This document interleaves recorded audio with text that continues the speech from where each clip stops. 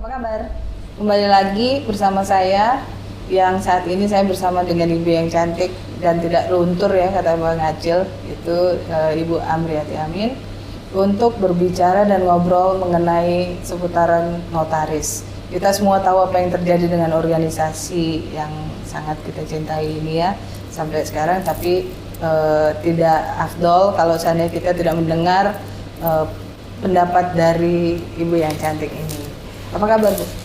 Baik, Mbak. Alhamdulillah sehat. Sehat ya. New normal udah kantor terus. Udah sejak waktu COVID juga susah ya. Paling kita yang benar-benar real itunya tuh paling 2 bulan 3 bulan.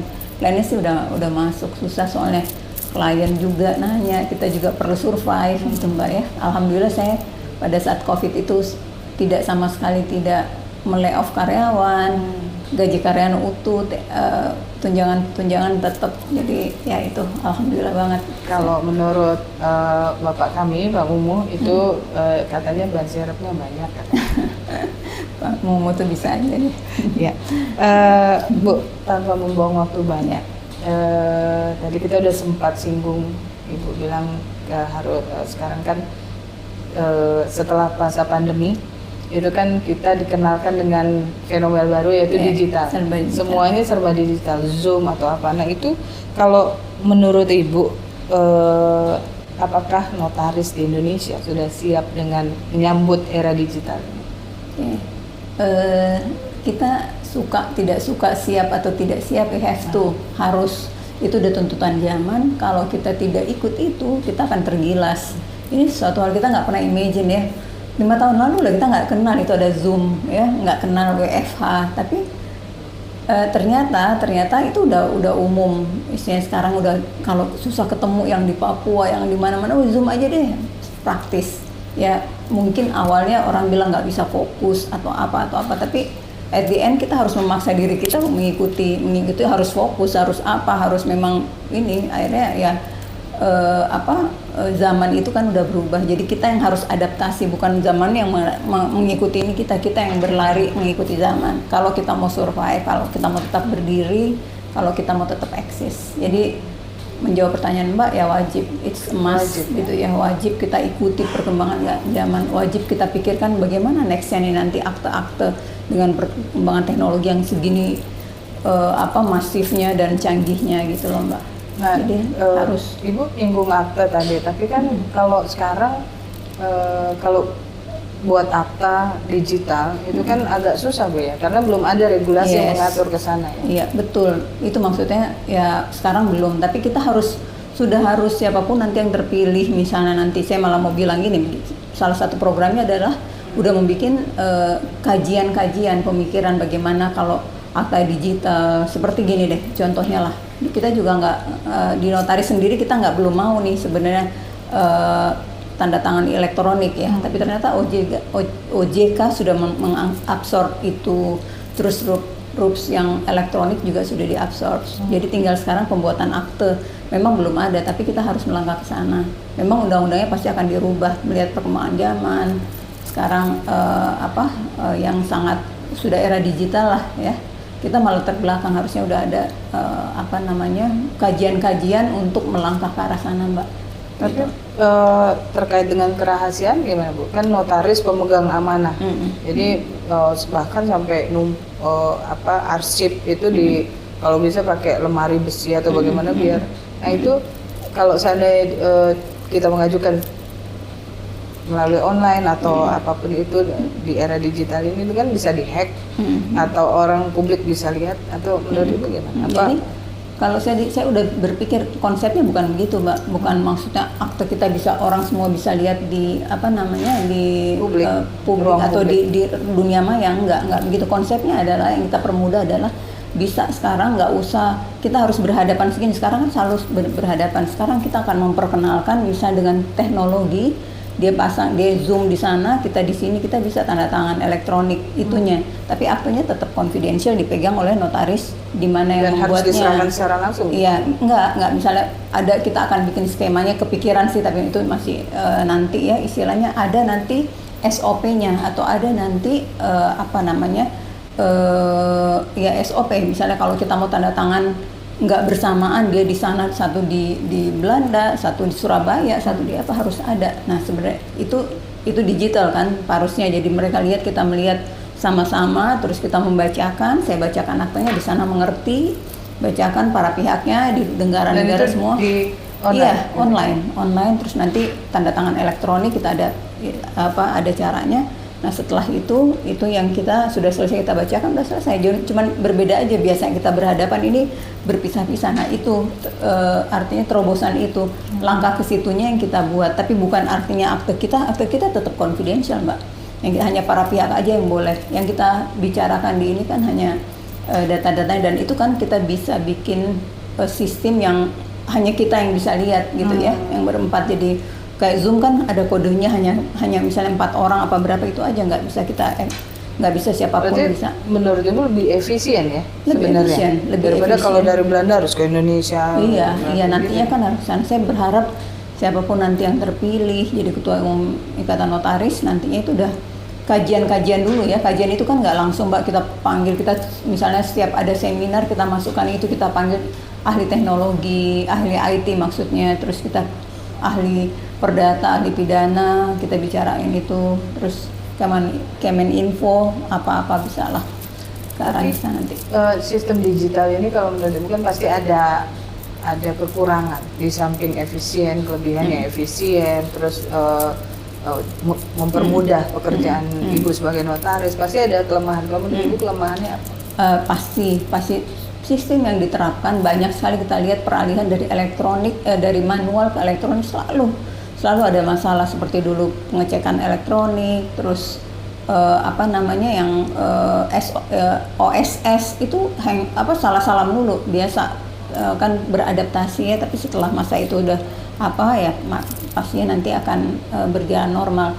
Nah kalau yang seperti itu, yang misalnya tidak di hadapan langsung, memang kita harus perkuat benar bahwa si para pihak mengerti apa yang kita bacakan ya.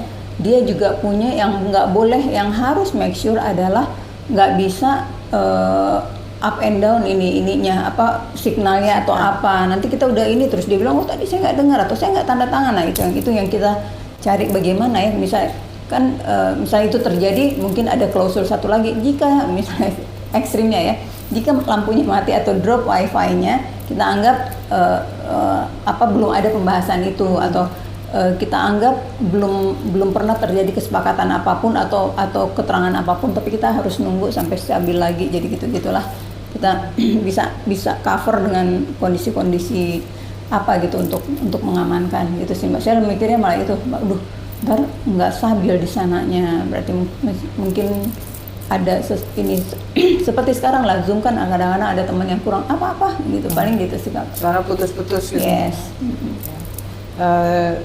Itu mungkin kita berharap pemerintah untuk concern ke arah situ ya, supaya, karena kemarin ngobrol sama Bu Ratna juga, di Papua juga kan mereka bisa, kalau sinyal down bisa sampai 1 sampai 3 bulan mereka nggak bisa mengajukan sistem OSS itu atau bagaimana. Nah itu juga harus menjadi perhatian betul. Pemerintah gitu ya. Bu, terkait dengan regulasi itu kan apa menurut Ibu yang perlu di-upgrade atau diubah dari undang-undang jabatan notaris yang sekarang ini? Kalau tentang memang sih harus menyesuaikan, pastinya banyak masa, nggak usah yang tentang era digitalisasi, nggak usah itu. Sekarang aja memang masih ada beberapa yang overlap ya, masih ada yang contoh lah, karena masih marak banget adalah tentang pengawasan kementerian ya. Itu juga harus bentuk pengawasan seperti apa, itu yang kita mesti limitatif ya. Itu Ibu ada lembaga sendiri atau bagaimana? Ada lembaga sendiri yang mengawasi itu? Kalau sebenarnya pengawasan ini yang sebenarnya agak ini ya, agak rancu. Bukan rancu sih, sebenarnya kalau kementerian ini, saya sih berharap begini, kalau kita bicara ke depan ya, nggak ada tuh lembaga-lembaga harus mengawasi kerjanya atau apanya si orang lain gitu ya, seperti ekstrim lah. Kalau sekarang kita bilang kementerian punya sebagai pembina notaris, ya, pembina notaris, jabatan notaris ya. Harusnya sih kalau kita udah modern, udah nggak boleh ada seperti itu. Ya si notaris ini akan bertanggung jawab ke jabatannya. Jadi di profesinya itu kalau misalnya semua udah capable, udah mampu, nggak boleh lagi kita menyerahkan pengawasan pekerjaan kepada pihak lain. Berarti berhenti sampai di Dewan Kehormatan, MKD, iya, atau apalah namanya nanti, Majelis Kehormatan Pusat ya, apa pokoknya harusnya sih secara mandiri di sini aja, nggak ada tuh pengawasan intervensi dari, atau iya, gitu. harusnya. Kalau sistem yang modern nggak kenal tuh seperti pengawasan mereka ini, tapi mereka bertanggung jawab. Tapi internalnya pun memang benar-benar orang yang memberikan yang punya wewenang untuk memberikan penilaian atau sebagai pengawas yang memang benar-benar melakukan fungsinya dengan baik gitu. Memang harus, misalnya kalau walaupun teman dekat Mbak salah, saya harus bilang ini salah ya. Bahkan kalau misalnya memang dia melanggar, enggak, kalau kita kan sekarang saya nggak tahu ya budaya apa, kita mungkin karena rasa kesetiakawanan yang sangat besar, mungkin kita positive thinking ya. Saya kalau ada teman ya kesian lah, udahlah kan gini-gini. Nah ini akhirnya dinilai bahwa ini tidak bagus ya untuk sesama ini nutupin. Jadi sehingga mungkin harus ada pihak lain yang dianggap netral, yang bisa menengahi. Padahal kalau kita lihat ya tergantung, kalau si pihak yang menengah juga ternyata juga bisa aja dia agak ke kiri atau ke kanan gitu Mbak. Itu mungkin mengambil istilah konflik rumah tangga mungkin, kan harus ada pihak ketiga katanya, tapi bukan organisasi juga ya. Benar. Bu, sekarang kan organisasi kita ini tidak baik-baik saja. Semua orang tahu apa yang terjadi. Bahkan sekarang ya yang sangat disayangkan saling cubit ya, dengan saling lapor terus apa gitu ya. Terus mengenai kisruh yang terjadi sehubungan dengan perkongresan ini yang belum terlaksana, yang sebenarnya tahun 2022 kemarin, karena itu menurut pandangan Ibu itu apa sih sebenarnya yang terjadi, dan ini siapa yang salah sih? Kalau misalnya dari kacamata Ibu memandang sebagai seorang senior dan ya kita tuakan gitu. Oke, agak miris kalau bicara ini ya, karena saya 20 tahun jadi notaris. Saya aktivis banget Mbak, Jadi baru 6 bulan jadi, memang karena suka mungkin memang passionnya adalah organisasi ya. Jadi baru 6 bulan udah aktif. Yang saya lihat adalah jauh terjadi sangat perbedaan ya. Dulu tuh kita sangat tanda kutip patuh mengikuti aturan, pakai kepada senior, ada rasa hormat, ada rasa apa gitu begitulah. Kadang-kadang ya ekstrimnya dulu kalau misalnya senior kita duduk di sini, kita aduh nggak enak gini nanti apa, ada begitu. Rasa sungkan. Iya, ada rasanya. Ya ada plus minusnya. Plusnya adalah ya kita tahu menghargai, kita menempatkan benar-benar senior itu sebagai orang yang memang layak diikuti, dan memang juga senior dulu memang mereka pantas untuk diteladani ya. Tapi mungkin kalau minusnya dari sisi itunya ya, kita mungkin budaya yang sangat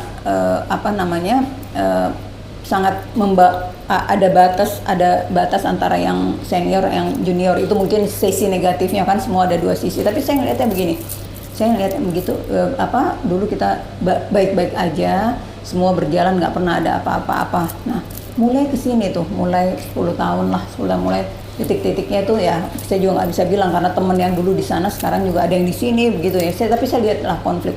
Pertama kali konflik itu kalau di masa saya itu ada waktu ada namanya dulu Ibu Rahma, senior kita juga, Ibu Rahma, udah mulai terjadi ada ya bisa kita bilang money politik dan mulai ada kisruh itu mulai saat itu. Tapi karena mungkin makin berkembang, dulu kan zaman saya mungkin notarisnya cuma 6.000, terus 8.000, terus 10.000, sekarang katanya udah 20.000. Jadi semakin banyak orang yang diatur, semakin banyak ini, dan banyak juga artinya gini, agak panjang ceritanya karena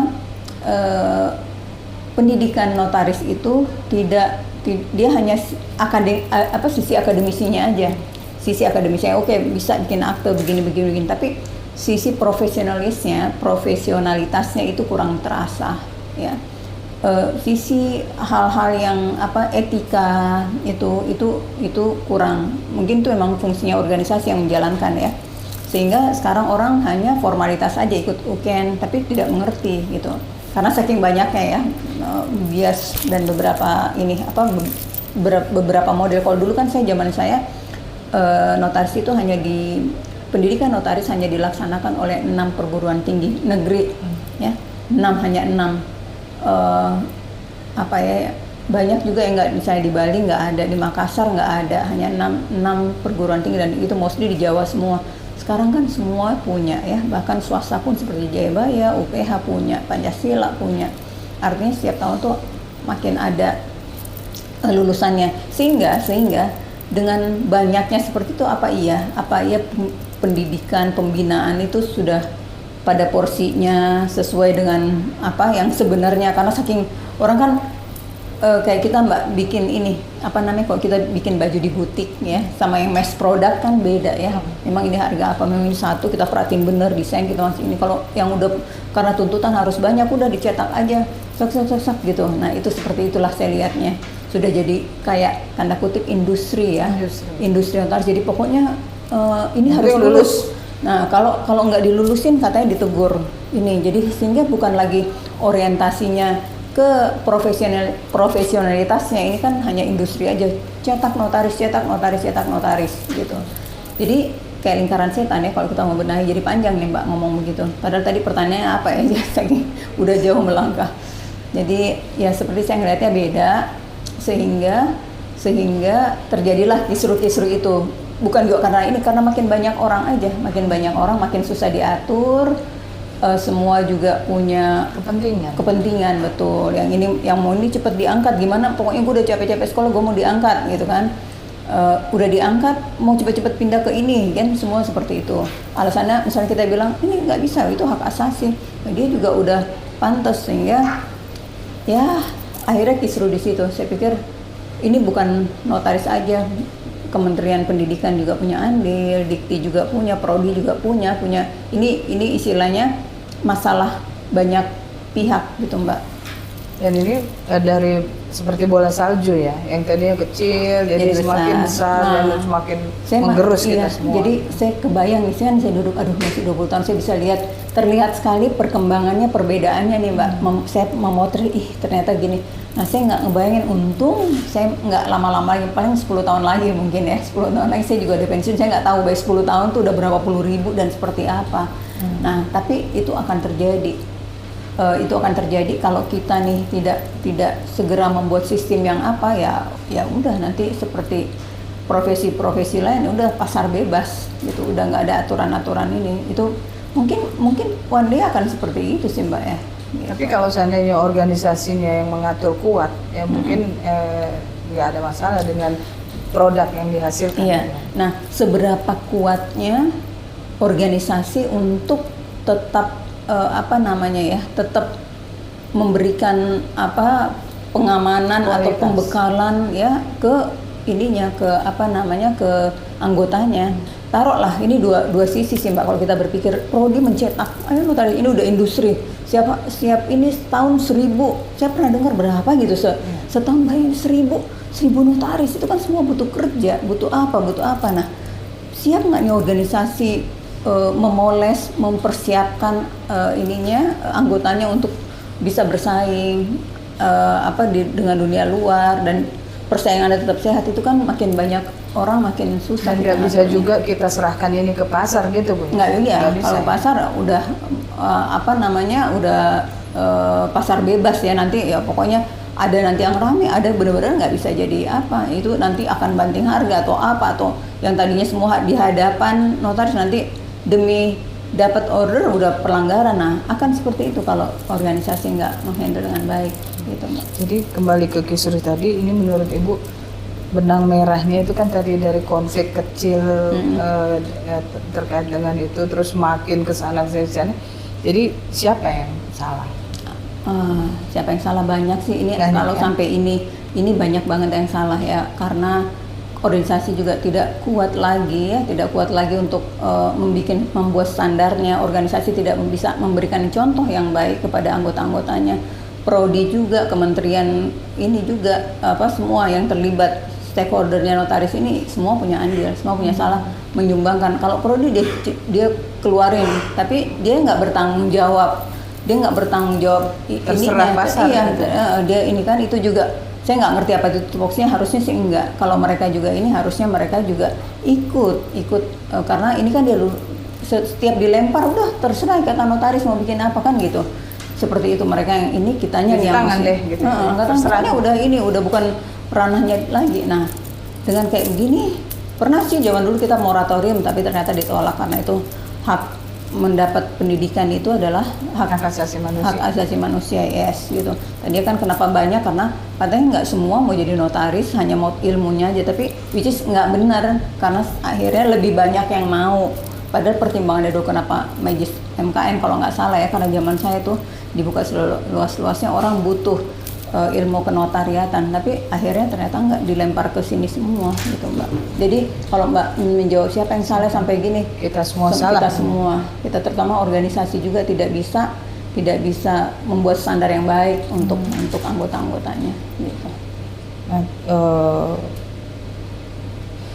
terkait dengan kisruh ini kan udah panjang banget nih perjalanan, udah dibilang babak belur belum juga, karena kita masih bisa bertahan ya.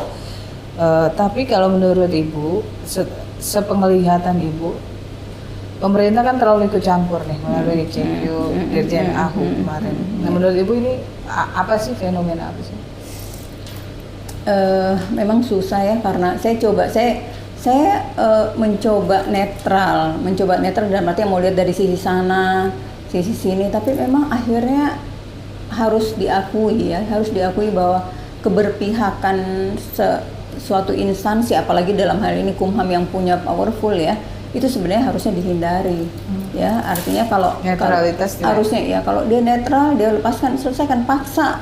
Cuman apalagi kalau misalnya dia punya hubungan yang baik dengan organisasi, harusnya dia bilang pokoknya gimana kamu selesaikan itumu, selesaikan konflikmu ya, saya mau tidak ada perpecahan, saya mau kamu mau akomodir, udah titik. Misalnya dia mengultimatum itu dan tidak pernah memberikan kata belece atau apapun untuk ini kan menganak emaskan ya yang satu. Nah, harusnya dia fungsi benar-benar sebagai pembina, dia netral, itu mungkin nggak akan sekisruh ini. Kenapa ini sampai berlarut-larut, kenapa sampai begini, kan saya melihat akhirnya ya yang kita tadi mengharapkan sebagai pembina atau apalah orang yang kita tuakan, misalnya ternyata dia berpihak, itu yang menimbulkan makin kisruh, makin akhirnya kemana-mana gitu. Harusnya kan itu diselesaikan. Kementerian Hukum juga pernah manggil tapi tidak dituntaskan, hanya manggil mendengarkan tapi nggak dikawal gitu. Harusnya kan dia tetap, misalnya kalau saya jadi menteri ya, waktu itu saya mau ada masalah, nggak boleh siapapun dari jajaran saya kasih, pokoknya kamu selesaikan masalah kamu. 3 bulan lagi saya panggil, harus ada progres apa, dan saya sebagai orang tua, kamu nggak boleh ini coba ketemunya di mana, pokoknya harus ketemu persoalan ini harus terselesaikan. Misalnya dia bilang dia tetap saya nggak mau, saya misalnya dia mau ngadakan apa, saya bilang enggak, kamu PPI ini nggak boleh dulu adakan acara apapun, kegiatan atau kamu adakan, saya nggak akan datang, saya nggak akan support sampai kamu selesaikan masalah, kan hal-hal seperti itu. Jadi bukannya membiarkan gitu misalnya, dan sikap pemerintah yang seperti ini malah membuat ego sektoral makin kuat. Iya, kita kan lihat banget, kita nggak tahu ada kepentingan. Harusnya kita berharap banyak, sebenarnya sih seharusnya Kumham itu bisa memainkan perannya dengan baik. Kalau dia bisa netral, contohnya gini, jadi saya bisa bilang Kumham nggak netral. Kalau dia netral nggak mungkin orang akan cari jalan Komisi 3 atau apa. Kalau di rumah tangganya sendiri atau pembinanya atau orang tuanya bisa menyelesaikan itu dengan baik, dia nggak akan ke tetangga atau kemana gitu. Karena ini satu indikasi bahwa berarti ada keberpihakan gitu loh. Sedangkan Ikatan Notaris Indonesia adalah organisasi yang bebas dan mandiri. Iya, Kan gitu. iya itu jelas di undang-undang jabatan kita tuh jelas disebutkan Bebas dan itu, mandiri. gitu Mbak. Ya. Nah, menurut Ibu, kongres kita ini bisa terlaksana tahun ini, melihat kondisi kayak gini? Memang 50-50 ya, karena saya juga ikutin perkembangannya di sana, melihat langkahnya ini, melihat track recordnya ya, dia lakukan ini di Cilegon, terus begini cara-cara. Saya agak pesimis ya, kecuali miracle ada ya, saya pesimis karena agak nekat. Contohnya belum ada izin. Dan itu nggak pernah terjadi. Kita selama saya jadi notaris nggak pernah tuh ada gini. Kita sangat on the track lah ya. Setiap kejadian setiap ada mau kegiatan izin. Ini saya belum ada izin tempat memaksakan, mana pernah sih Mbak. Kita nggak pernah tuh mau kongres di tempat yang jauh di sana, hotelnya dikit, kapasitasnya hanya 200, memaksakan sampai ribuan. Ini kan karena itu terjadi, saya langsung lihat gila nih, luar biasa istilahnya, blundernya ya. Jadi apakah nanti ini, aduh pesimis kalau lihatnya seperti itu ya, karena dia cara-cara kalau misalnya mungkin lah melanggar tapi nggak yang ekstrim. Kalau ini kan ekstrim pelanggarannya Mbak. Udah tempatnya jauh, udah kecil. bukan kasat mata lagi, Iya, udah terlihat jelas, belum ada izin, terus dia pasang tenda, terus bisa konferensi pers mengatakan kita udah punya izin. Hal-hal yang seperti itu kan yang padahal enggak, kita tahu persis enggak, belum ada izin. Terus begitu dibilang suruh berhenti, oh kita udah bayar, nggak bisa nih, kita udah bayar 1,5 M begini. Itu kan cara-cara, ya ampun gitu. Tadinya saya nggak terlalu ini, tapi akhirnya saya sebut, aduh ini benar-benar deh ini pengurus ya, harusnya nggak seperti itulah. Misalnya ada pelanggaran ya ini, tapi ini ekstrim, berulang-ulang dan ekstrim dan luar biasa lah, luar biasa. Ini juga harusnya juga dia habis masa jabatannya, entah perhitungan yang 2022, entah yang 2023 harusnya, atau wise-nya ya, seharusnya oke lah kalau dia bilang kongresnya misalnya benar lah bahwa kongres harusnya setelah ada serah terima, iya, tapi dia tidak melakukan kegiatan-kegiatan yang di injury time yang tinggal berapa bulan, dia tidak melakukan kegiatan-kegiatan internasional lah, apa yang mengumpulkan duit yang nantinya hasilnya atau lulusannya belum tentu nih. Bisa jadi kalau misalnya bukan mereka terpilih dan kepengurusan baru tidak mengakui, kan merugikan orang gitu. Tahanlah, tinggal berapa bulan kok, konsentrasi aja di persiapan kongres, nggak usah cawe-cawe yang apa-apa gitu. Nah itu karena banyaknya kesalahan-kesalahan dan blunder-blunder yang dibuat oleh PP lalu itu, saya melihat waduh ini bisa nggak ya, kalau melihat seperti ini kelihatannya mereka akan memaksakan kehendak ya. Gitu. Dan itu juga didukung oleh pemerintah juga, pemaksaan kehendak. Iya, akhirnya kita akhirnya P24 ke Komisi 3 ya, kita dengar persis apa argumentasi Komisi 3. Dan artinya nggak tepat juga langkah yang ditempuh oleh Dirjen ya, dengan mengadakan ini, dengan memasukkan ini, itu kan sebenarnya nggak pas juga. Kalau orang Sumatera bilang nampak kali berpihak ya, betul Mbak. Nah, terhadap kekisruhan ini tadi kan Ibu sempat dijelaskan secara gamblang, beberapa pengwil 24 pengwil itu mengambil sikap yang berbeda dengan PP ini, mungkin karena mereka ingin mendudukkan persoalan ini loh, out of rule-nya ini ya, out of way-nya ini, jadi lu jangan keluar dari koridor gitu. Menurut Ibu sikap yang diambil oleh 24 penggul ini wajar atau tidak? Saya salut ya, saya sama sekali mereka luar biasa. Salut dengan semangatnya. Terlepas dari mereka akhirnya bersatu karena apa, tapi masih mereka konsisten. Udah 1 tahun lebih loh Mbak, mereka harus selalu at any time harus datang ke Jakarta, yang dari mana yang biayanya nggak murah, harus meninggalkan ini hanya untuk mikirin organisasi gitu ya, mikirin konflik. Saya salut banget perjuangannya mereka. Makanya tadinya saya udah asik lah, saya udah punya kehidupan dunia sendiri ya, yang saya bilang saya udah masih jadi notaris tapi konsen saya nggak lagi. Tapi karena ada kisruh begini, terus saya oh iya, saya akhirnya kesiannya begini-begini. Akhirnya terusik gitu ya, sebagai mantan aktivis terusik juga, wah ini harus dibantu nih P24. Mereka nggak punya akses, mereka orang-orang daerah tapi memperjuangkan. Justru saya dan orang-orang di Jakarta ya, yang udah dekat dengan kekuasaan, malu kalau tidak berbuat sesuatu gitu ya. Mereka aja fight untuk penegakan, terlepas dari bilang apa-apa, tapi memang dia menuntut haknya apa-apa gimana. Nah, menurut saya akhirnya saya sampai pada wah kita harus support. Paling enggak kita bantu pemikiran, bantu apa gitu ke PD4. Ya, saya bilang mereka on track. On track ya? Iya. Nah, mereka kan yang mereka memperjuangkan adalah bahwa anggaran dasar itu bukan multitafsir. Anggaran dasar adalah roh dari organisasi itu. Nah, menurut Ibu seperti itukah atau mungkin bisa multitafsir? Sebenarnya gini, sebenarnya kalau anggaran kita berorganisasi lah, saya juga ikut organisasi mana. Nah, pegangan kita ada ART. Apakah ada ART kita sempurna? Enggak semua juga gitu. Ada yang ini kayak seperti sekarang. Dulu sih sempurna, dulu sangat sempurna, kita cukup. Tapi ternyata perkembangan zaman kalau memang orang ada niat jelek atau ada niat jelek ya semua bisa dimanfaatkan. Kekosongan atau apa. Kalau zaman dulu sih kalau misalnya udah kayak begini, udah habis masa jabatan, ya pasti udah nggak melakukan apa-apa Mbak, pasti hanya konsentrasi di persiapan kongres gitu ya, nggak lagi melakukan. Akhirnya kalau yang sekarang kan beda, udah nggak ada legalitasnya sebenarnya, dicari-cari lagi, yang PU juga enggak begini, bukannya solve the problem tapi cari-cari teman salah gitu, cari-cari pembenaran. Bukannya menyadari oh ya kita kalau gitu karena memang ternyata ada habis masa jabatan walaupun dia nggak akui, tidak lagi mencari-cari, tapi kan saya belum ini ada pasal sekian yang katanya harus ada serah terima, ya ampun gitu. Jadi kalau misalnya nggak terjadi sampai kapanpun, sampai 2 tahun 3 tahun, masa dia tetap menjabat, kan udah lewat waktu. Dia mungkin tidak ini kalau taruhlah ART kita nggak sempurna, tapi dia tidak melakukan hal-hal yang sangat kebijakan atau yang mengambil kebijakan ini hanya untuk administrasi aja lah, orang mau pindah atau pengangkatan paling yang administratif aja, tidak dengan kebijakan misalnya melakukan apa-apa seperti itu. Jadi saya melihatnya memang benar-benar blunder dah ini. Dan solusinya kalau menurut Ibu apa? Solusinya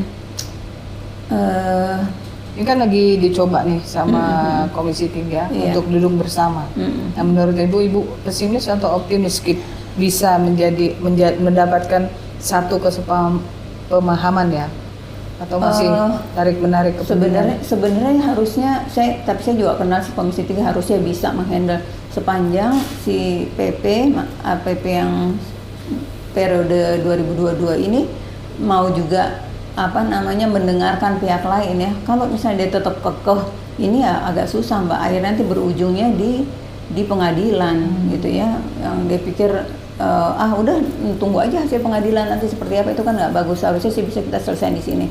Saya sih berharap walaupun ada pesimisnya juga. Kalau saya bilang 50-50 ya, artinya semua yang lain sih pasti akan support, pasti on track. Tapi kalau yang ininya tetap kekeh, udah gitu dia tetap merasa paling benar terhadap ini kan susah. Akhirnya ujung-ujungnya kan di pengadilan.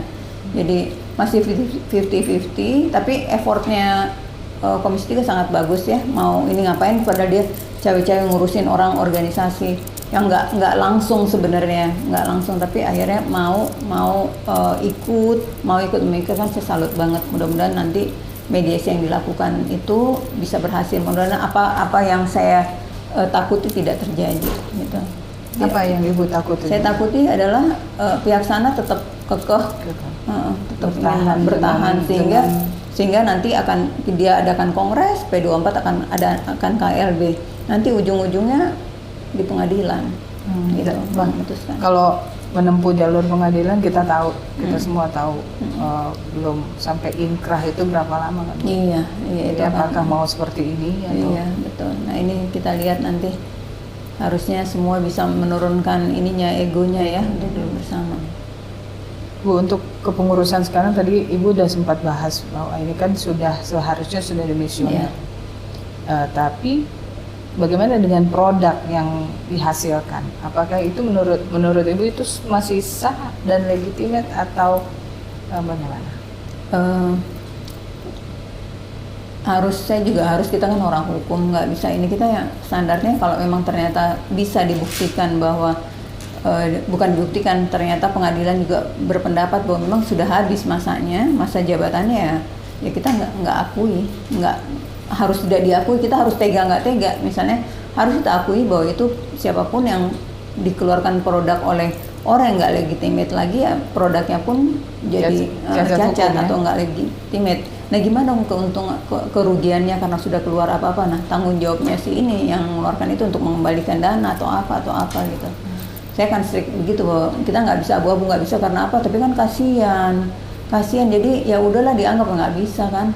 Nanti orang akan menjadi presiden, nanti ada konflik ya. Lagi. Nah, karena sebenarnya inilah sebenarnya titik tolaknya ya, atau ini milestone-nya untuk kita tentukan bahwa ini nggak bisa, sehingga pembelajaran kedepannya nggak akan terjadi seperti itu lagi.